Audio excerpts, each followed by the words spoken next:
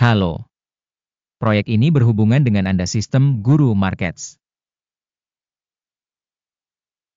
Mari kita mulai dengan ringkasan informasi tentang perusahaan. Jika perlu, Anda dapat menjedanya. Kami mengundang Anda untuk mempelajari semua parameter perusahaan yang diteliti lebih cermat. Sekarang kita akan melihat indikator utama perusahaan Apple Inc., ticker AAPL. Ulasan ini berdasarkan informasi terkini per 31 Maret 2025. Menurut klasifikasi Guru Markets, perusahaan Apple Inc. termasuk dalam subkategori Honest. 8 perusahaan berpartisipasi dalam penilaian, ini tidak representatif. Kita akan melihat keputusan yang dibuat menjelang akhir video. Hasil untuk perusahaan yang diteliti, 0 dari 10 poin. Hasil rata-rata untuk subkategori adalah 0 poin. Jika Anda melihat secara luas, di seluruh pasar saham A secara keseluruhan, Anda dapat melihat bahwa skor rata-rata pasar saham A secara agregat adalah 1,9 poin. Terhadap peringkat 0 poin untuk Apple Inc. Membandingkan pergerakan harga saham perusahaan Apple Inc. dan perusahaan subkategori. Kami melihat bahwa selama 12 bulan promosi Apple Inc. menunjukkan perubahan sebesar 28,4%. Terhadap dinamika harga untuk subkategori 28,5%. Ini jelas tidak berarti apa-apa, tetapi Anda perlu memperhatikan fakta ini. Kapitalisasi pasar perusahaan Apple Inc. senilai $3.273,64 miliar. Dan kapitalisasi pasar subkategori ini adalah $3,304 miliar. Apple Inc. menyumbang 99,091% dan merupakan pemimpin utama subkategori tersebut. Kapitalisasi neraca perusahaan adalah $66,19 miliar. Dengan kapitalisasi neraca subkategori $88 miliar. Apple Inc. menyumbang porsi sebesar 74,828%. Setelah membandingkan saham yang diduduki bursa dan kapitalisasi neraca, kita lihat sebagai berikut. Bagian yang ditempati Apple Inc. pada subkategori penilaian nilai pasar sebesar 99,091%. Nilai bukunya sebesar 74,828%. Ini 24% lebih kecil dari pangsa nilai pasar.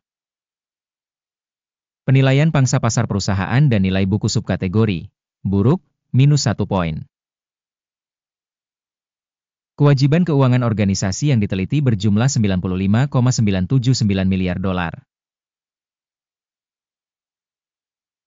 Utang terhadap nilai buku adalah 145% ekuitas. Akibat hutang perusahaan, buruk, -1 poin. Rasio harga saham terhadap pendapatan perusahaan adalah 34. Dengan rata-rata pada subkategori 33,9, ini lebih tinggi 0% dibandingkan subkategori. Penilaian indikator nilai pasar terhadap keuntungannya dibandingkan dengan perusahaan subkategori, lumayan, 0 poin. Laba selama 12 bulan terakhir berjumlah $96.160 juta. Pendapatan masa depan selama 12 bulan ke depan diperkirakan sebesar $117,037 juta. 21,7% lebih banyak dari sekarang. Penilaian proyeksi indikator laba masa depan dibandingkan dengan subkategori, baik, 0,5 poin. Rasio harga terhadap pendapatan perusahaan adalah 8,3.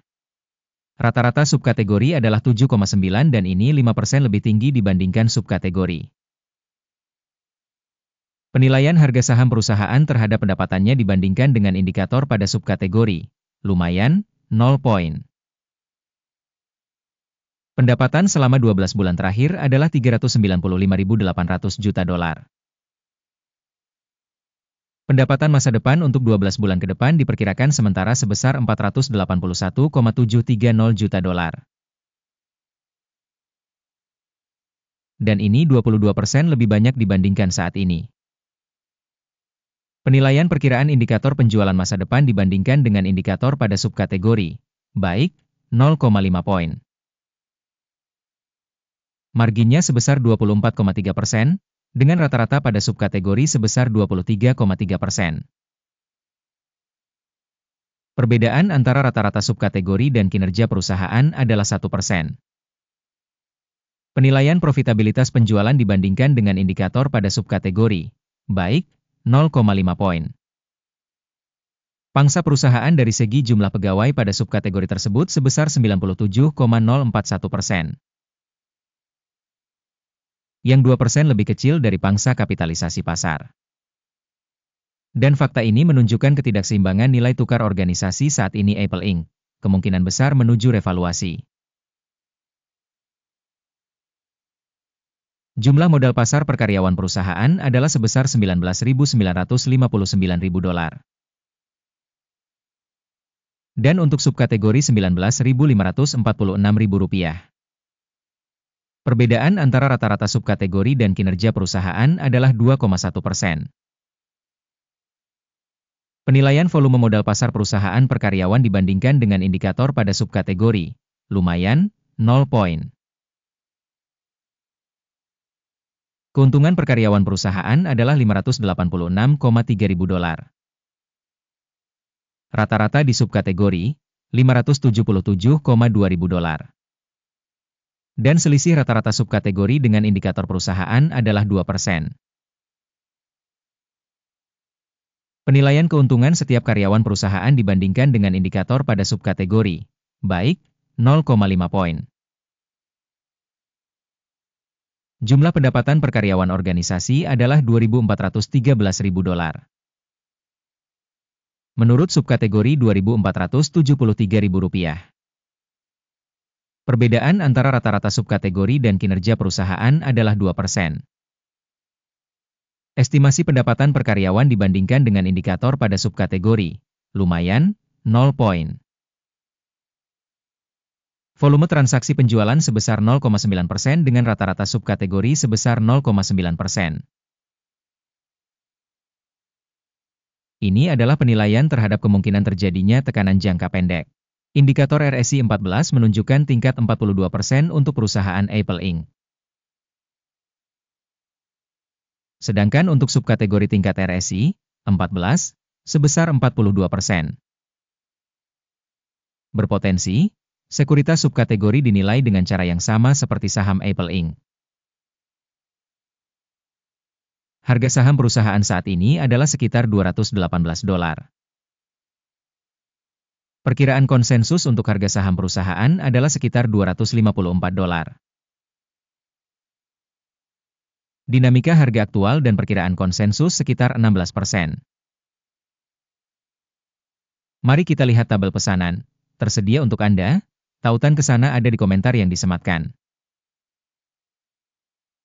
Tabel pemesanan berisi secara mutlak semua keputusan yang dibuat pada musim tertentu oleh sistem informasi dan referensi Guru Markets. Akses ke tabel pesanan benar-benar gratis dan terbuka, tautan di komentar yang dipasangi pin. Sebagai hasil analisis saham perusahaan Apple Inc. Sistem informasi dan referensi Guru Markets keputusan berikut dibuat.